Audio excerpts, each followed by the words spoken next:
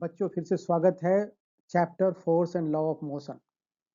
अभी तक आपने न्यूटन के तीनों law, first law, second law, third law जाना, इनर्शिया जाना और कंजर्वेशन ऑफ मोमेंटम के बारे में आपने जाना। इसी सारे जो टॉपिक्स हैं उस बेस्ड करके बहुत सारे एक्सरसाइजेज हैं और उनके सॉल्यूशंस हम डिस्कस करेंगे। क्योंकि बहुत सारे एक्सरसाइजेज हैं तो ये दो पार्ट में जाएगा, पार्ट 2 एंड पार्ट 3। चलिए पहला क्वेश्चन पे हम चर्चा करते हैं। The question is, if action is always equal to the reaction, explain how a horse can pull a cart. एकदम जो जो थर्ड लॉ है, थर्ड लॉ को मैंने देखा है बहुत सारे लोगों को कंफ्यूज करता है थर्ड लॉ। यदि आप उसको बढ़िया से नहीं समझेंगे, पॉइंट टू बी नोटेड, मैंने पहले भी बताया है कि third law always acts in opposite direction in two different bodies and in equal amount. तीन उसके मूल तत्व है, बेसिक 3 पॉइंट्स है। दो अलग अलग ऑब्जेक्ट पे काम करेंगे, क्योंकि इक्वल एंड अपोजिट एक ही बॉडी पे काम करेगा जब कभी भी, तो कुछ करेगा ही नहीं, मूव ही नहीं करेगा। आप दोनों दोस्त की पावर एक ही और एक ही ऑब्जेक्ट पे दोनों आदमी एक दूसरे को खींच रहे हैं या रोक रहे हैं तो नहीं मूव करेगा जब तक कि वो दो डिफरेंट है। ये थर्ड लॉ जो है वो कभी भी एक ऑब्जेक्ट पे नहीं करता है, वहां दो ऑब्जेक्ट की जरूरत होना चाहिए। तो ये क्वेश्चन को हम लोग उस फंडा पे सॉल्व करेंगे। तो action and reaction force acts on two different bodies, ये याद रखो मेरे दोस्त। That too in opposite direction, ये भी याद रखो। And equal amount. In present case, a force pushes the ground in the backward direction. According to Newton's third law of motion, a reaction force is exerted by the ground on the horse in the forward direction. Horse क्या करता है, पैर से जमीन को मारता है, जमीन क्या करता है, फॉरवर्ड डायरेक्शन में उसको मूव कराता है। तो तो as a result the horse moves forward along with the cart, क्योंकि वो जमीन को इधर धक्का दिया और उल्टे जमीन ने उसको फॉरवर्ड डायरेक्शन में, वो बैकवर्ड डायरेक्शन में मारा और फॉरवर्ड डायरेक्शन में, वो यदि फॉरवर्ड डायरेक्शन में मारता तो आप यदि फॉरवर्ड डायरेक्शन में मारेंगे तो आप पीछे की तरफ जाएंगे। समझ गए? तो ये थर्ड लॉ इस तरह है, क्या दो बॉडी है, ग्राउंड एंड हॉर्स, दोनों एक दूसरे पे कर रहे हैं और उसके चलते, क्योंकि ग्राउंड बहुत बड़ा है, उसके चल उसका मास बहुत ज्यादा है तो उसमें तो कुछ फर्क पड़ेगा नहीं, बट उल्टे में इसको जो रिएक्शन मिलता है उसके चलते ये चला जाता, आगे बढ़ जाता है। दूसरा question, explain why is it difficult for a fireman to hold a horse which ejects large amount of water at a high velocity। यहाँ अगेन ये थर्ड लॉ बेस्ड क्वेश्चन है कि क्या होता है जब पानी का पाइप लेते हैं और पानी का पाइप बाहर निकलता है। जैसे रॉकेट रॉकेट जिस तरह से फॉर्मूला बेस्ड है कि रॉकेट का जो गैस है वो बाहर की तरफ निकलता है और उससे जो थ्रस्ट मिलता है, जो फॉरवर्ड उसमें फोर्स लगता है, जिससे रॉकेट आगे की तरफ मूव करता है। सिमिलरली जब पानी बाहर फोर्स की तरफ निकलता है तो बैकवर्ड डायरेक्शन में भी वो उसका एक रिएक्शन होता है। रिएक्शन के चलते वो पाइप पीछे की तरफ आना चाहता है, और पाइप पीछे की तरफ आना चाहता है तो क्या होता है, वो जो फायरमैन है उसको पकड़ने की कोशिश पकड़े रहता है। तो पकड़ने के चलते उस पाइप के साथ पीछे, पाइप उस पर प्रेशर डाल रहा है पीछे आने के लिए, तो उसको पकड़ना पड़ता है। मतलब नहीं पकड़ेगा तो पाइप पीछे गिर जाएगा पीछे की तरफ। तो reaction and reaction forces again the same topic कि भाई दो बराबर फोर्स लगेंगे और अपोजिट डायरेक्शन में लगेंगे। When A fireman holds A hose which is ejecting large amount of water at a high velocity, then the ejecting water exert force to pipe in the backward direction. As a result of the backward force, the hose pipe tends to go backward and slips from the hand of fireman, which makes it difficult for the fireman to hold the hose pipe। Action reaction के चलते, क्योंकि पानी force में बाहर की तरफ जा रहा है, वो जो फोर्स वो इक्वली पीछे की तरफ, जब वो बाहर निकल रहा है उसी समय पीछे की तरफ वो रिएक्शन हो रहा है उसका, और उसके चलते पाइप पीछे की तरफ गिरने की कोशिश करता है और इसको पकड़ के रखना पड़ता है, तो इसको डिफिकल्टी होती है। तीसरा क्वेश्चन है, from A rifle of mass 4 kg A bullet of mass 5 gram 50 gram is fired with the initial velocity of 35 meter per second. Calculate the initial recoil velocity of the rifle. एक चीज देखिए यहाँ पे, जब bullet fire हो रहा है या बुलेट से जब फायर किया जा रहा है राइफल से बुलेट को, उस समय राइफल की वेलोसिटी भी जीरो है और बुलेट की वेलोसिटी भी जीरो, वो दोनों अंदर छेद के अंदर पड़ा हुआ है। तो एक चीज जो है law of conservation of momentum, वो क्या कहता है? टोटल इनिशियल जो मोमेंटम होगा वो बाद की मोमेंटम, दोनों को यदि सम करेंगे, दोनों बॉडी का मोमेंटम पहले और बाद में, ये कोलिजन के रिवर्स है क्योंकि एक छूट रहा है, बाहर निकल रहा है।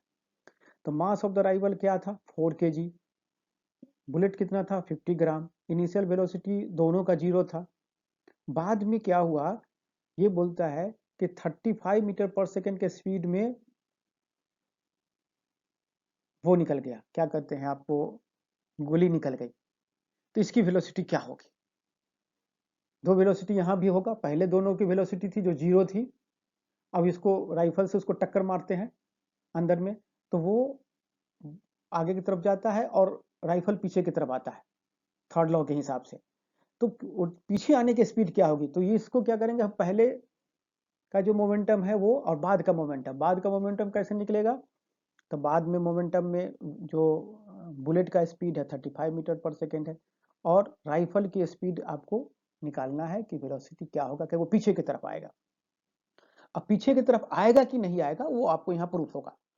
अब देखते हैं, यहाँ देखिए दोनों की वेलोसिटी जीरो थी तो इनिशियल मोमेंटम ही जीरो, बाद का मोमेंटम ये होगा क्योंकि 4 kg मास है और उसका 5 ग्राम 35 मीटर पर सेकेंड के स्पीड से चल रहा है, तो आपको ये देखिए ये आ रहा है। अब यहाँ देखिए 4 VA इक्वल टू -1.75, तो यहाँ पे VA इक्वल टू, VA क्या है? Velocity of rifle after firing, तो वो -4.4375 आ रहा है। ये इंडिकेट्स कर रहा है कि राइफल पीछे की तरफ आ रहा है, क्योंकि ये यदि वेलोसिटी, नॉर्मल वेलोसिटी जो गोली के आगे के लेंगे और गोली के आगे को पॉजिटिव ले रहे हैं तो नेगेटिव आ रहा है, इसका मतलब पीछे की तरफ जा रहा है। तो ये प्रूफ भी हो जा रहा है आपको कि पीछे की तरफ वेलोसिटी होगी एक्शन एंड रिएक्शन फॉर्मूला पे। अब आगे इसमें the two objects of masses 100 gram and 200 grams are moving along the same line. ठीक है, बहुत अच्छी बात है। And the direction with velocity of 2 metre per second and 1 metre per second respectively. 100 gram वाले की स्पीड है 2 मीटर पर सेकेंड, 200 ग्राम वाले की स्पीड है 1 metre per second. They collide and after collision the first objects move at a speed of 1.67 meter per second. Determine the velocity of second object. Again तो यहाँ conservation of momentum law को आप करेंगे, क्योंकि आप देख रहे हैं इसमें बहुत अच्छी तरह से देख रहे हैं, इसमें वेलोसिटी एंड मास दिया हुआ है, एक वेलोसिटी निकालना है। पहले की वेलोसिटी दी हुई है, मास पहले भी वही रहेगा, मास तो चेंज होता नहीं है, मास बाद में भी वही रहेगा। केवल हमें ये देखना है कि बाद वाले में दूसरे जो मास है, ऑब्जेक्ट है, उसका वेलोसिटी क्या हुआ। तो आपको यहाँ देख रहे हैं ये 0.1 kg है, kg मीटर पर सेकेंड है आपका इसका SI यूनिट, तो इसलिए हम इसको kg में बदलेंगे। पहला काम करेंगे kg में, मीटर पर सेकेंड में स्पीड दिया हुआ है इनिशियल स्पीड, अब फाइनल स्पीड दिया हुआ है पहले ऑब्जेक्ट का, दूसरे ऑब्जेक्ट का निकालना है। सिंपल सा फॉर्मूला आप लगाएंगे, ये वाली फॉर्मूला, और आपका वेलोसिटी आ जाएगा। यानी कि यहाँ भी देखिए ये अगेन सेम डायरेक्शन में मूव करता रहेगा विथ 1.165 मीटर पर सेकेंड। यहाँ एक चीज देखने का है कि टक्कर के बाद 100 ग्राम का जिसका 2 मीटर पर सेकेंड वेलोसिटी था वो घटा है, और वेलोसिटी गेन किसने किया है? जिसका 200 ग्राम है उसकी वेलोसिटी बढ़ी है। इस तरीके से कि दो टोटल मोमेंटम इनिशियल और फाइनल आफ्टर कोलिजन बराबर रहा। कुछ और एक्सरसाइजेज पे डिस्कस करते हैं। एक्सरसाइज है, an object experiences A net zero external unbalance force Is it possible for the object to be traveling with non-zero velocity? If yes, state the condition that must be placed on the magnitude and direction of the velocity. If no, provide the reason. Question को फिर से समझिए. An object experience a net zero external unbalanced force. बाहर से net zero है external unbalanced force. Is it possible for object to be travelling with non zero velocity? क्या यह possible है कि बाहर से हम फोर्स न लगाए और नॉन जीरो वेलोसिटी में मूव करता रहे, यानी कि कुछ ना कुछ उसको वेलोसिटी हो?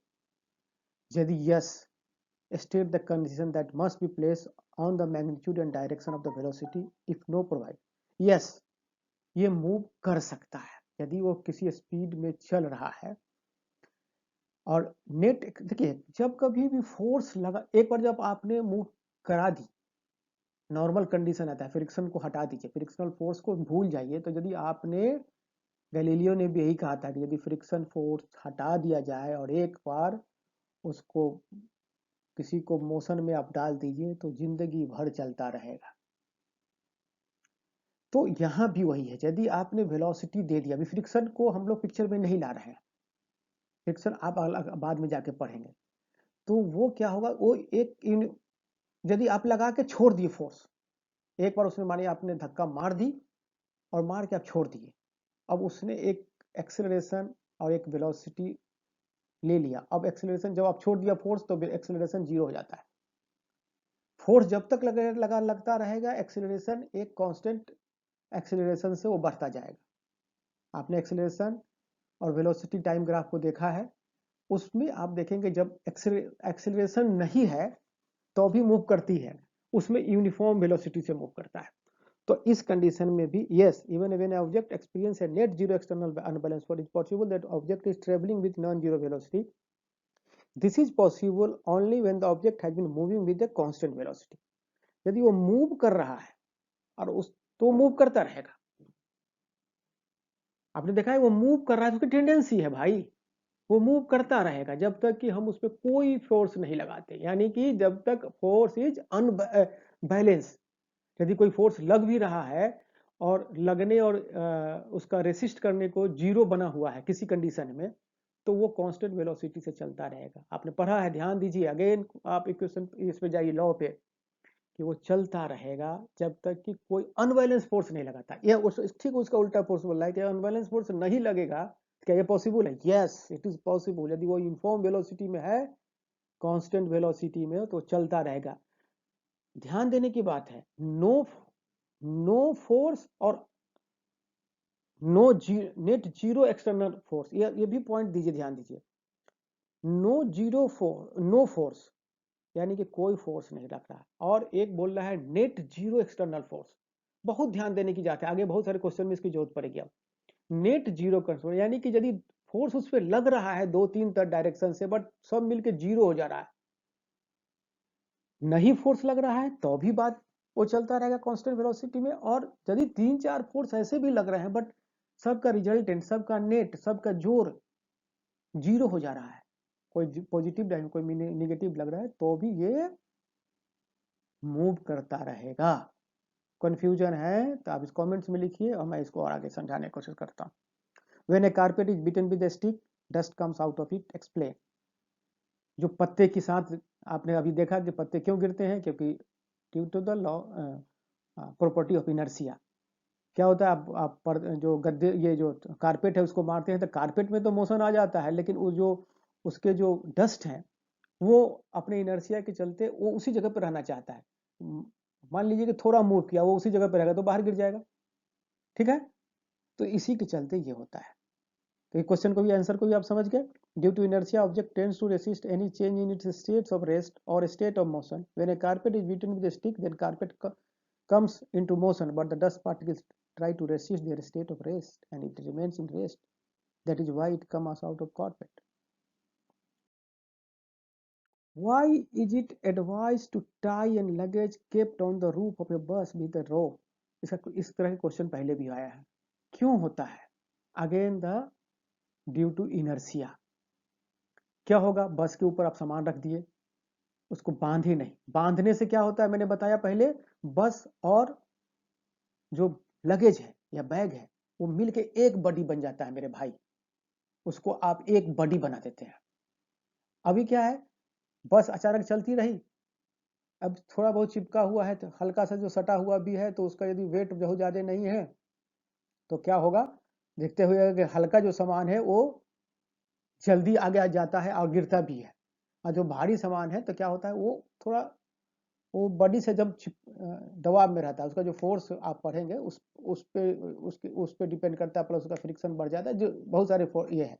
बट अभी क्वेश्चन इनर्शिया बेस्ड है, तो इनर्शिया के चलते वो, यदि गाड़ी चल रही है तो वो अपने आप को उसी हिसाब से ढाल लिया, चल रहा है चल रहा है चल रहा है, गाड़ी रुकी तो वो अपने इनर्शिया में आगे बढ़ता रहता है और आगे आगे खिसक जाएगा। उसी तरह से सॉरी, उल्टा डायरेक्शन में यदि वो अचानक चला तो पीछे की तरफ खिसक जाएगा। तो ये सिंपल सा इनर्शिया का एग्जाम्पल है। और इनर्शिया जो है वो कहीं ना कहीं फर्स्ट लॉ और इनर्शिया एक दूसरे के साथ है, जिस तरह से थर्ड लॉ के साथ मोमेंटम जुट जाते हैं। तो इसको आप समझ लीजिएगा, और कोई दिक्कत है तो बात कर। A batsman hits A cricket ball which then rolls on a level ground. After covering a short distance, the ball comes to the rest. Very good. The ball slows to a stop because 4-5 इसमें option है। The batsman did not hit the ball hard enough. Velocity is proportional to the force exerted on the ball. There is a force on the ball opposing the motion. There is no unbalanced force on the ball, so the ball would want to come to the rest. 4 option है। तो best option क्या है, तो सही option, there is a force on the ball opposing the motion. यहाँ पे क्यों, यदि अभी मैंने बात किया कि गैलीलियो ने क्या कहा, फ्रिक्शन फोर्स जीरो कर दो, जो चलता रहेगा चलते रहे। फ्रिक्शन फोर्स क्या है जिंदगी में, आपके जिंदगी में फ्रिक्शन फोर्स क्या है भाई, बाबूजी माताजी जो बोलते हैं पढ़ने के लिए, खेल छोड़ के पढ़ने के लिए, यदि वो छोड़ दे तो खेलते चले जाओगे, पढ़ाई लिखाई छोड़ दोगे। Frictional force is always a opposing force. तो यहाँ पे अपोजिंग फोर्स क्या है, तुम्हारे बॉल को वो फ्रिक्शन के चलते चलते चलते कुछ डिस्टेंस के बाद जाके रुक जाता है। ठीक है, चल 5वां क्वेश्चन है, a truck start from the rest and rolls down a hill with the constant acceleration. ध्यान देने वाली बात है, एक एक शब्द पे एक एक वर्ड पे ध्यान दो। Constant acceleration, A is constant, it travels a distance of 400 meters in 20 seconds. Find acceleration. Find the force acting on it if its mass is 7 metric tons. 3 formula है, S V equal to U plus AT, S equal to UT plus half AT square, and third one is V square equal to U square plus 2S। ये रटा हुआ होना चाहिए।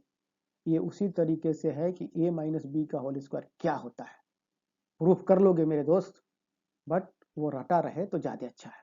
समझना है, ऐसा नहीं है कि बिना समझे आगे क्यों ऐसा होता है, बट आपको एग्जाम में जाके बैठ के उसको प्रूफ नहीं करने लगोगे, वो याद रहना चाहिए। A square minus B square equal to A plus B into A minus, कुछ चीजों उसी तरीके से तीनों फॉर्मूला। और अब आपके पास जो पैरामीटर्स दिए हुए हैं, आपको देखना पड़ेगा कि पैरामीटर्स क्या है और ये तीनों फॉर्मूला में कौन सा फॉर्मूला लगेगा, क्योंकि यहाँ एक्सेलरेशन फाइंड करने के लिए कह रहा है। तो बेस्ट जो है वो मुझे लग रहा था वो है S equal to U T plus half A T square, क्योंकि यहाँ यू दिया था, टी दिया था और एस दिया था, एस दिया, टी दिया, यू दिया, ए निकल गया मेरे दोस्त। ठीक है, आगे आते हैं। फॉर्मूला भी बहुत करो, नॉर्मल ये है, मैं इसमें बहुत ज़्यादा डिस्कस नहीं करूँगा। अब इसका जो दूसरा पार्ट था कि भाई इसमें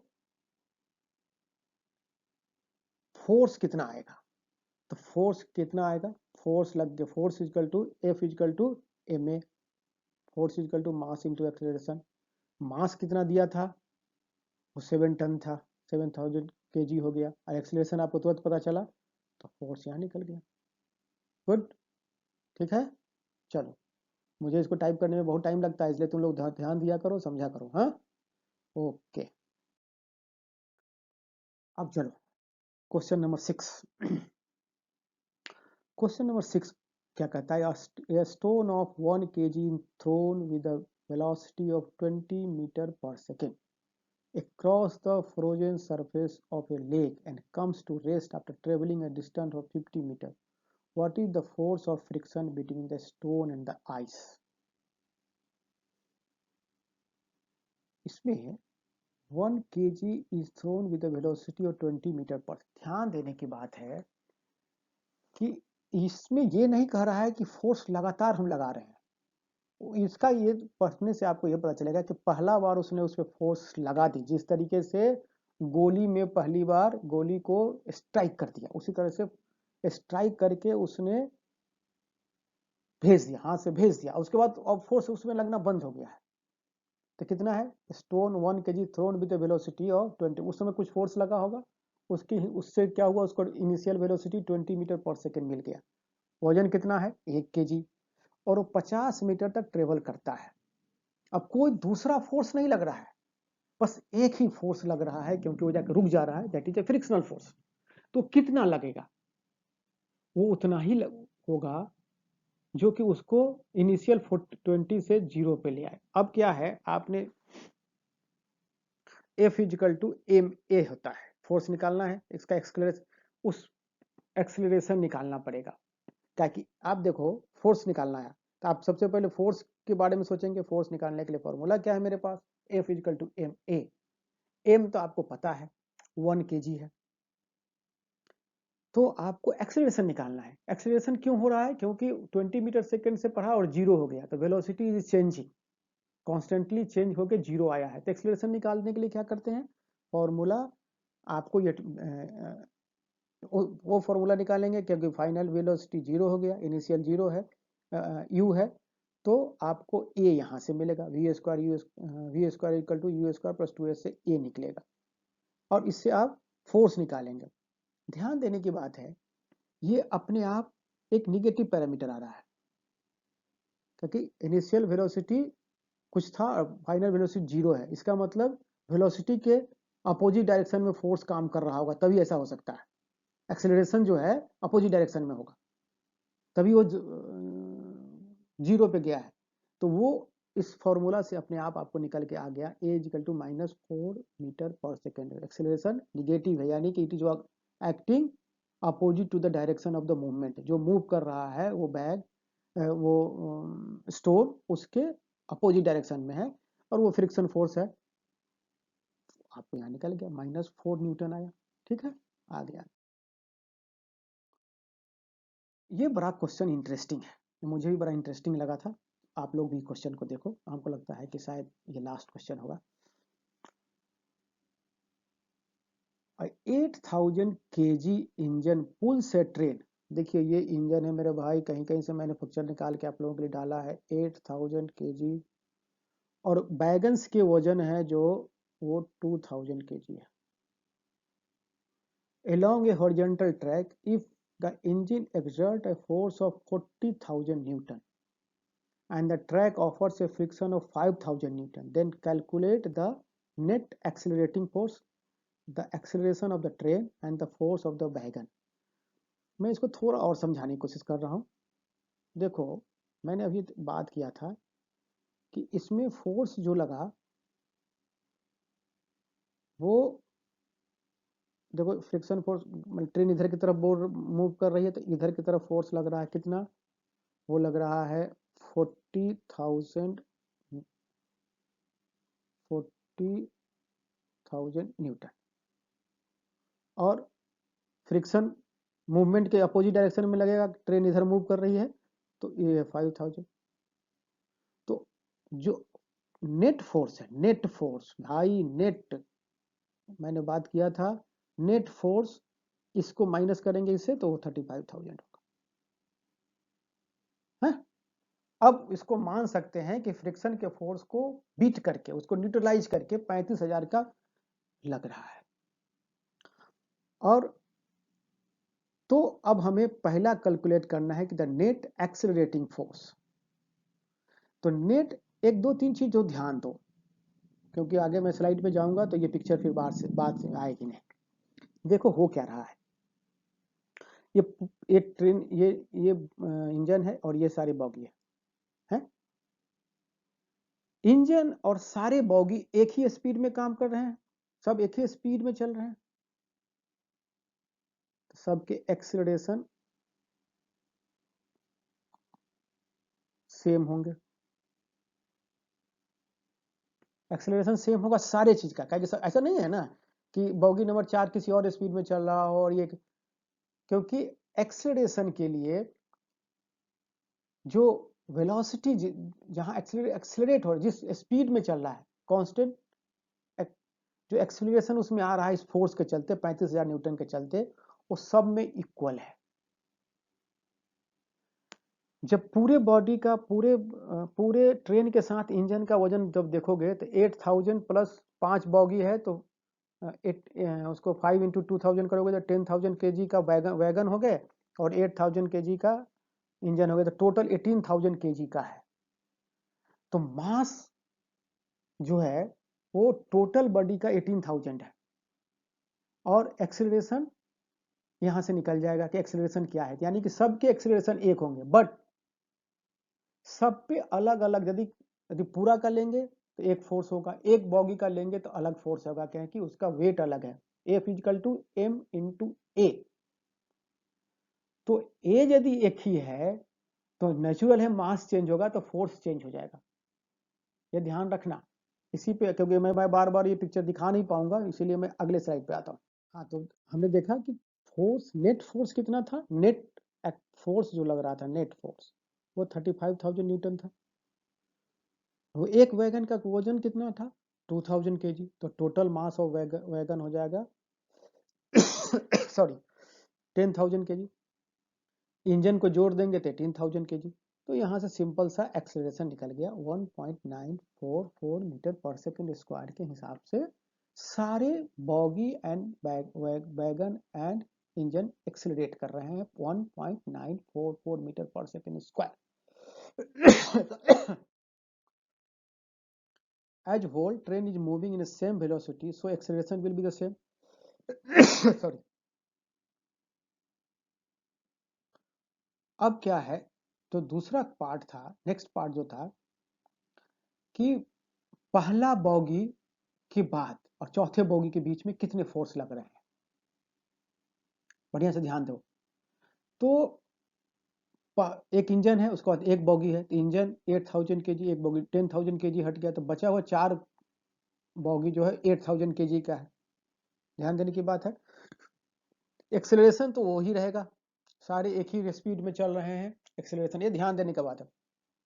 इसलिए इन दोनों के बीच में जो फोर्स लग रहा है वो 15 force into force equal to acceleration into remaining 4 bogie का मास।